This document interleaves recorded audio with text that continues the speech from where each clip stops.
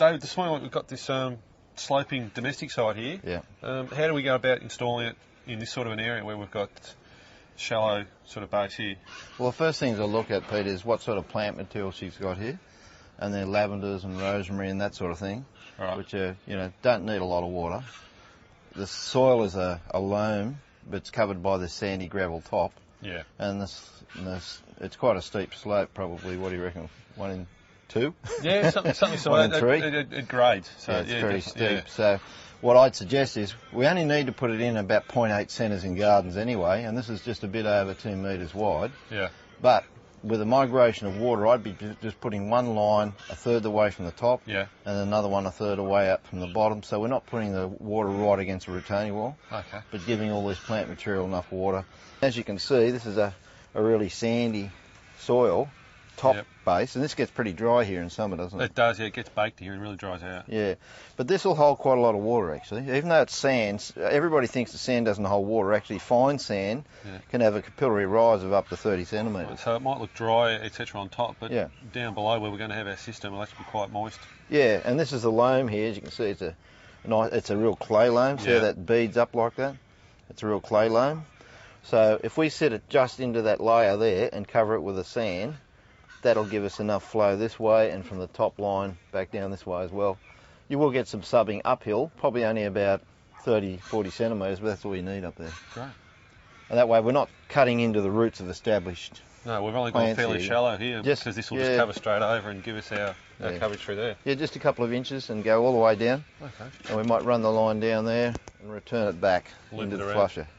Great. So there's not much work involved in this really. No. Okay. So let's get Dale and get into it. Lovely.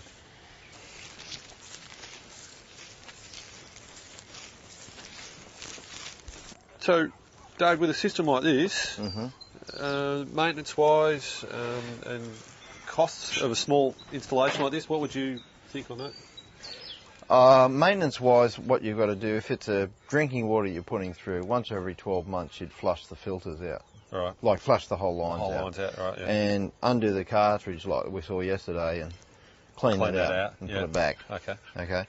And then just check the pressure, that the pressure gauges are working, all that sort of thing. Check any joints, etc. like that. Yeah, for any just sort see of if there's leak. nothing really leaking, that sort of thing. So basically it's a fairly simple just run of the system, give a service. Yeah, that's right. Yeah. The other thing is that this will be buried under the ground, so kids won't see it, dogs won't see it. Sounds very simple.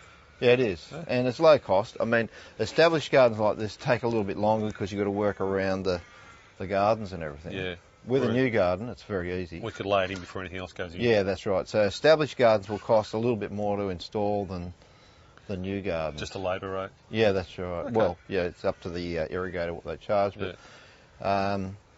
it varies from, I've heard of prices like $8 to $10 a square metre installed, Yeah. up to $17 a square metre installed. That's square metre. Yeah, and that Right. would be at the higher end. That's at the higher end, yeah. Yeah. This garden here, for example, is only about 2 metres wide by this section here is about 8 metres long. So it's about 16 square metres, isn't it? Yeah. So as a guide, it's somewhere around $160 for that area. Yeah. But then you've got your header works and everything else. Which is just your valves. And Yeah, stuff valves and on top stuff of like that. So it's a rough guide anyway. It's a very cost comparative system.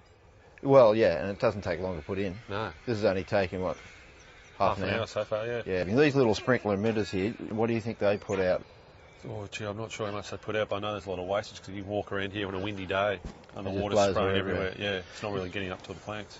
Yeah, the Department of Agriculture in Western Australia did a study, and I think it was 34% of water basically moves away even on a still day from where the sprinkler comes out. It can be like 40% if there's like 7 knots or more blowing. Yeah. And general application of rates of something like this might be up to, if they're putting it on every day, small amounts in summer, they can be putting on 15 to 20 litres a square metre. Because that's straight out of the humane pressure where this is That's right. low pressure system. That's right, and we only need to put on, in this area here, we'll only put on around between 6 and 9 litres per square metre per week. So that's like equating, instead of having 15 1 litre milk containers per square metre, it'll be like 9 So yeah. in that square metre of area. To give you difference. Yeah, Okay. that's right. All right. And longevity, the other thing is about the system, the geotextile will last for Which up to is- like 20 years plus because it's polyester. so it doesn't break down underneath the soil. Okay. And the PE pipe, which is inside, which is drip line, is polyethylene, as you know, that lasts for a very long For time. a very long time. So it shouldn't be a problem for the life of the owner here. Okay. As far as the system joining it together, Yeah. this is how we do it? Yeah, we've only, often you'll have to have a join going around something, or if you're going over tree root, Yeah. a large tree root, you might run a bit of poly pipe in between, because there's no see. use having a dripper there. Yeah. So all it is, you can get different barb fittings, but you should have a barb on them like this, and basically you push into one like this, Yeah. grab the other side, wiggle her in, And she's that's the done. join. Yeah. That's very easy. And the same thing is if we get a break in the pipe in the ground, mum's around here or dad and they're using the shovel Yeah. and they accidentally spike it, Definitely. the way it'll you'll see it is there'll be a little bit of bubbling. It won't spurt up into the air because it's Because very low pressure. Okay. Yeah. So you see a little bit of water coming out of the surface, you dig down, you make the cut, Yeah. the same thing Oh, again. great. So I don't need to clip this up like I would a normal polypipe system. No, if you're using the right barb fittings at 15, 20 It pounds just pushes in pressure, and that's fine. that's right. And then if you do break a line, it's not going to be gushing litres and litres of water a second.